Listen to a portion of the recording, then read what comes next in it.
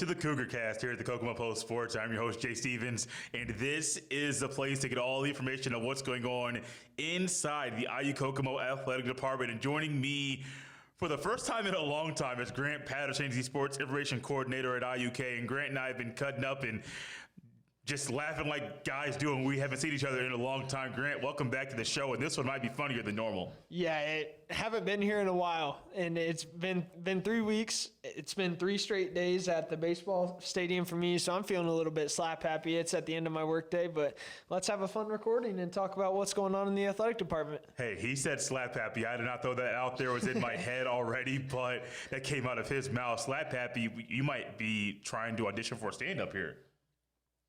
Maybe. Not quite there yet. I mean, my sense of humor is not that good, so I'm not cut out for this. What he is cut out for is to talk about what's going on with the Cougars, because there's a lot of good stuff. He mentioned baseball. We'll get there in a second, because the track and field team, the indoor track and field team, recently went to Brookings, South Dakota, and there's a young lady that was named an All-American. Yeah, awesome performance she's also a freshman, which is even crazier.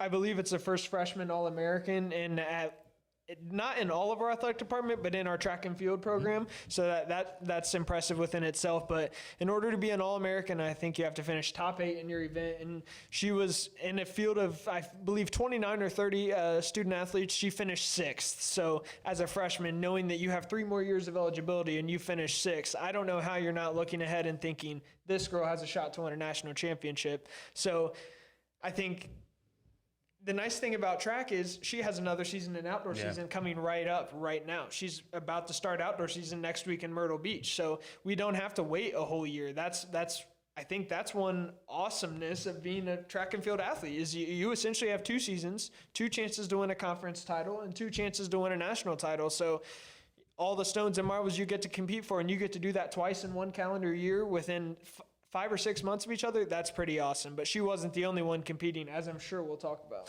You know, I want to piggyback off of that really quickly, because we had Sydney Duncan on the show. I forget if she was the first set of athletes or the second set of athletes during that series of shows we did with the athletes that were going to be competing at nationals. And I asked her something about how do you overcome the obstacles that you face in a meet?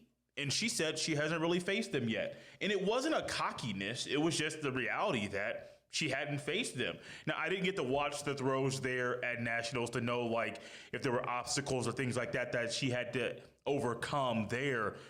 But she seems confident in her abilities, and seeing that and putting that together as a freshman, as you mentioned, bro, that's huge. And also, that's just a great way for her to build motivation for the outdoor season. I completely agree with you, Jay, and that just means she's built confidence in the few months that she's been competing collegiately. But while we were following along at Friday's baseball games, following along the indoor track and field national championships, I believe it was Saturday actually, myself and Brent Martin, our assistant AD, were talking, and really she put her name in the hat early and often. I think she was 5th early on in the standings, and then when you have 30 girls making multiple throws, it's a long event. It takes a while. So she was steady. I think she was around 5th, 6th, 7th the whole meet, or her whole event. So pretty impressive. She didn't really have to face any obstacles there either.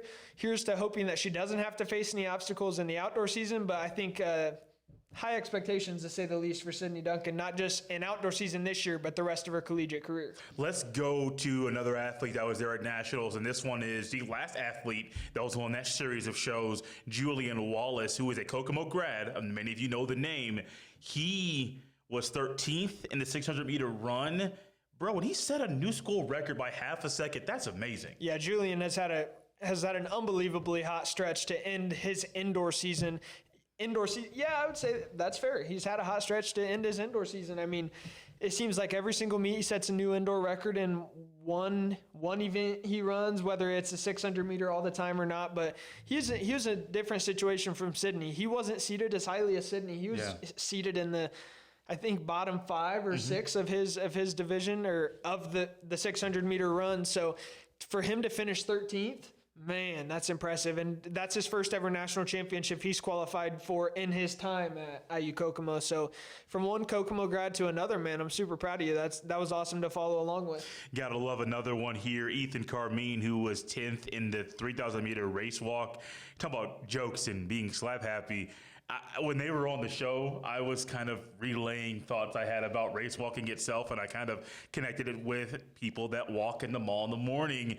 But then also on the Instagram, literally today before coming in, there was somebody race walking in looked like high school. And I'm like, you guys look really small to be race walking, but I would almost run when I'm doing this, and I didn't go that deep into it then. But to finish 10th, all jokes aside, in this event, it's huge. And I should have asked them, like, do you guys ever accidentally start running? I know you disqualify yourself, I would think, but right. I'm like 10th in that meet, not breaking, not running. That's big too, man. All three of these guys, Carmine, Wallace, and Duncan, did a great job of representing IUK at nationals. Yeah, I completely agree. And we had two more, Maddie Dotlich and Nick Anders, and then Evan Gaylor in the shot put. They all competed at indoor nationals in Brookings, South Dakota. But Carmine, I really don't know how to put into perspective how long 3,000 meters is. It sounds like a pretty long time to be. Essentially, I would compare it to jogging, even though you're not jogging. You're moving pretty dang fast. You almost might be moving faster than you are when you are jogging. So race walking is a whole new sport for me. I need to be better about this in the outdoor season or even next year when I'm here. But to get out to one of these meets. I haven't been able to see one of these meets. Maybe I'll make it over to Outdoor Nationals this year at Indiana Westland. Oh, and so not too far. Yeah, not too far, right down the road, and see some of these same athletes having that same success in the outdoor season. Grant, let's stick with baseball. We're going to touch on a couple of sports that just ended their seasons later on in the show. Baseball's been very, very busy. You have been at Kokomo Municipal Stadium watching games, covering games there, keeping up with stats and things of that nature. My wife and I got the chance to go to the stadium. I forget what day it was. No, Point Park. It was Friday then. Point Park. Yeah. There was a doubleheader that day. We were only able to watch the first game, not it was Saturday. Yep, it was Saturday because we went out to watch Kokomo play. We'll talk about Kokomo later in the show too. But that game, and I know they've had St. Francis, they've had with Lords, I believe. Yep, Lords. These names they get away from me. But being able to be in that game and Point Park, the bats were hot. Yep. They were energetic. The dugout was going the bullpen was going the entire time. Dugout, excuse me. And then all of a sudden, the chatter kind of slowed down. The Cougars got hot. The Point Park, the chatter started getting up a little bit, but pitching late was big. But there's one guy I would like to highlight from this win, and it was a 10-8 win over Point Park, who was the then number 20 team in the country. I think it's Ryan Garzinski.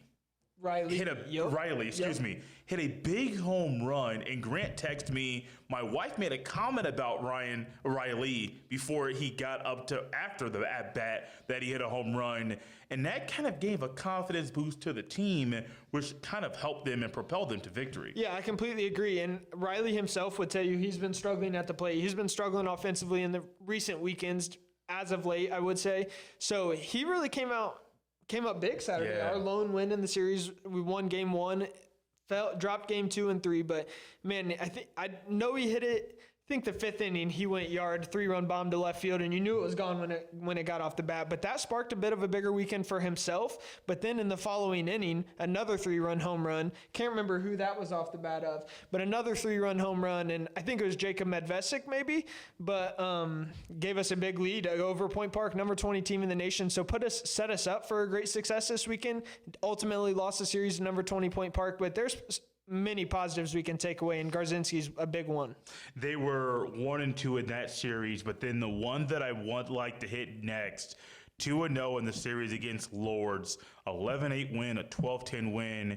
I did not get to watch either of these games, but there was a clip on the Instagram that I'm sure got a lot of views and clicks because some young man hit a game-winning home run. Yeah, man, Braden Coffey, live it up, young man. He's probably still basking in the glory, and I can't blame him.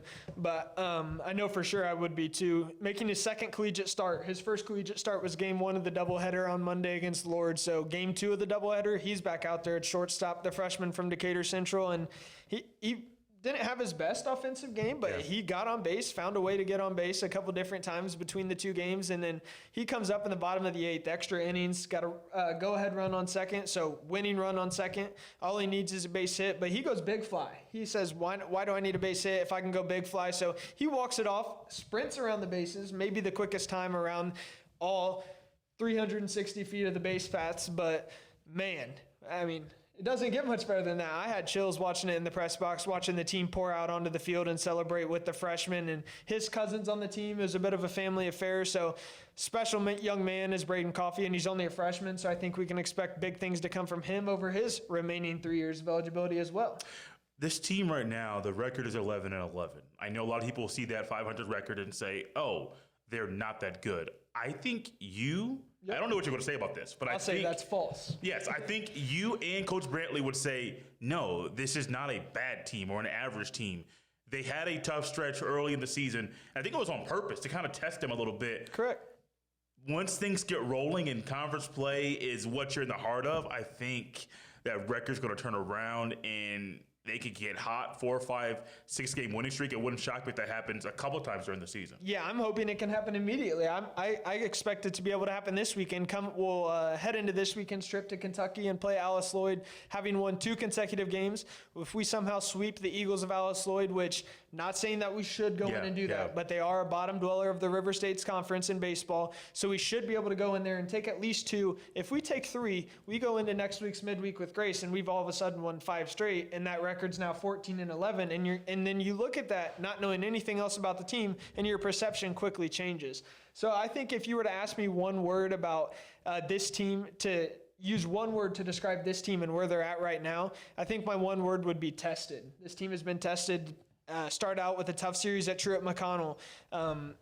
A tough weekend against the number 6 team in the nation in Tennessee Wesleyan on your home field. It doesn't matter where you play the number 6 team in the nation. That's not going to be easy. Right. And then 4 neutral site games in Tennessee, and then bang, you're starting conference play with the number 20 team in the nation and the preseason favorite to win the River States Conference. So start out 1-2.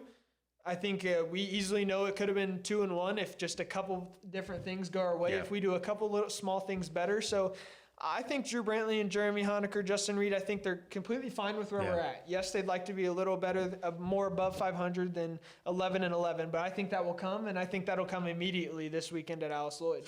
Let's go to basketball because, unfortunately, there's a couple teams that the season's over. Correct. They're done. Women's basketball, 8-18 on the year. Men's basketball lost the first game in the conference tournament. They're 21-8 in the season. Let's go women first and then hit on the men and then Kokomo at the end of the show. That women's basketball team, I know I've said it before, and it's been a while since Grant and I have talked and even watched the women play. Their season's been over, I think, for a couple weeks now. I'm very impressed by what Lisa Pfluger did this year, the challenges, overcoming them, really being there all season long. You and I talked about one on a trip she was taking. I was like, man, it's kind of tough. Impressive. Like, it's really tough on the mind what she's had to deal with this year. And I've talked to her once, and it was just talking after a game. I haven't had to sit down with her at all. I would love to at some point if it's a possibility. But for her to go 8-18 with this team, and I saw one of the girls on Instagram said they had 4 coaches in 4 years. Yep. Dude, that's tough. Yeah. And you know you're a senior. You know you got an interim coach. And to do this when you only won 3 games a year ago, that's amazing. Yeah, just making the most of it, I would say. And I think the senior class would agree, both those returning and leaving. I think Coach Lisa Pfluger would agree. But Lisa, I've known her for pretty much my whole life being around Kokomo High School athletics, and she's gritty. She just finds a way to get the job done. I feel like that's how I feel, and I feel like a department with people like that is going to be a successful department one way or another, and that's what I love about Coach Lisa Pfluger, and I think she instilled that in her team this year, and that's why they were able to more than double their win total from last season, and I think it very easily could have been a double-digit win season this year. I thought it was going to be, honestly. I really did. I know when I was calculating it, I was like, 8, they can get 9, they can get 10. I don't know if they'll be able to play the tournament in the conference tournament just by the way that the standings had gone at the end. I thought for sure they would get there, but they did not. One thing that I like about the men's side is that they never quit. Like there was games and there were times that things got tough. They never, ever quit. What was one thing that was a highlight for you from your standpoint for both the women and the men's teams this year? One thing overall, I think I've been around IU Kokomo Athletics for 3 years. I think we did a good job consistently of home games. This isn't necessarily going to be the teams, but more from my angle of things. I think we did a much better job of packing our gym to support our student athletes, our women's basketball and men's basketball teams, and I think that showed in the success that they had. Our women's team definitely had more wins than they had at home last year. I know we had at least 3 or 4, maybe even 5 of our 8 wins came at home, so that just shows you, and that's all thanks in part to our supporters, our fans who come out and cheer our teams on to victory. So I think really just the strength and the fortitude both teams had is what stood out to me. And several of ups and downs. The men's team, injuries. Women's team, coach leaves in the middle of the season, got an interim coach. What do you make of it? And I thought they did a good job of making something of it. You know, speaking of making a good job and making something of an opportunity, this coming Saturday, it's the Kokomo Post Sports Game of the Week. It's Kokomo versus Fishers, a rematch of a game that these two teams had in December of last year. It was also another neutral site game. They played that game down Southport Fieldhouse down in Indianapolis, Indiana. And Grant, I'm hoping you're able to make it. I'm saying this publicly on purpose. I know we're on the show. I know the camera's in front of me. I'm looking at it. I hope you're able to make it to the game. Okay, you got to CC head baseball coach Drew Brantley on that. Coach Brantley really wants me to make the trip with the baseball team. Hey, I have no power over his decision making and who he wants to go with him. But if I did, hey Drew, let him come to the game. No, I'm saying work comes first. Trust me, I get work. But this is a big game. Kokomo won their 3rd straight sectional championship this past weekend, and a chance to win their 3rd straight regional championship this coming weekend against the number 2 team in the state. And as my dad said, I'm saying this now on the show, my dad talks to his buddies, and they talk high school basketball all the time. Many people believe the winner of this game is going to win the state championship. Yeah. I don't know if that's actually the case. I'm not going to go that far, but that is a narrative around Indianapolis. I'm sure it's around the state as well. What's your prediction for Saturday's game? First of all, I wholeheartedly agree. Nobody will touch the winner of this game. They might lose by 1 point, but they're not going to beat the winner of Fishers Kokomo. Obviously, as a 2017 Kokomo grad, I fully support and love Kokomo basketball. 77 sectional titles, I believe now, most in IHSA basketball history. It's like as a Purdue fan, I got to throw this in real quick. It's like the little brother argument. How can you ever argue that Kokomo is the little brother to anybody? How can you ever argue that Purdue basketball is the little brother to IU basketball when they hold the all-time record? I want to stop this really quickly. He's saying this because there's a guy in the office that went to IU that Grant knows, but he's saying this because Ahmad's not in the room right now. That's fair. And if he was, I don't know if he would be that bold about I would. And I'll let Ahmad know after the filming. But, yeah, just back to this. I think very highly of Coach Peckinpah from Kokomo as well as Flory Badunga. Know the kid personally. What a great kid, man. What a great kid. Has some talented role players around him, and Carson Rogers, Reese Beard, Zion Bellamy. Man, I love watching Bellamy shoot the rock. And but I know I've seen Coach Garrett Weininger of Fishers. I've seen him in action over the years. Saw him at Warren Central, and now to think he's at Fishers, and man, he's intimidating. He's got some talented coaches with him on his staff, and one of the Weyer brothers who I believe owns that training academy in Indianapolis. So it's scary. Yeah. I don't expect Kokomo to win personally, but I'm going to be rooting them on dearly. I'm going to go with a 74-69 Kokomo win, and Flory's going to dispel all the rumors because he's going to ice the game at the free throw line to put the game away and clinch another regional title. You know, he mentioned Coach Weininger. I remember him when he was an assistant at Warren Central before. I believe he was 1 year as a head coach there, then went to Fishers. I have seen this early on, very young coach. I was like, oh, he knows what he's talking about. He's fiery, and he knows how to connect with the athletes. I'll be there. The game's at Newcastle High School, the biggest high school gym in the state. I know it's a narrative. Oh, it's not. It's the biggest high school gym in the state. Actually, in the country, not the state. It's the best high school basketball gym in the state, and it's, in my opinion, I have no clue how a high school basketball gym in the nation could be anything better than that. And if you're able to get out there are tickets. You could buy them online, and trust me, you will want to be at this game. If you're not able to be there, follow the Kokomo Post on Instagram, Facebook, even Twitter, TikTok. We'll have coverage of the game all weekend long.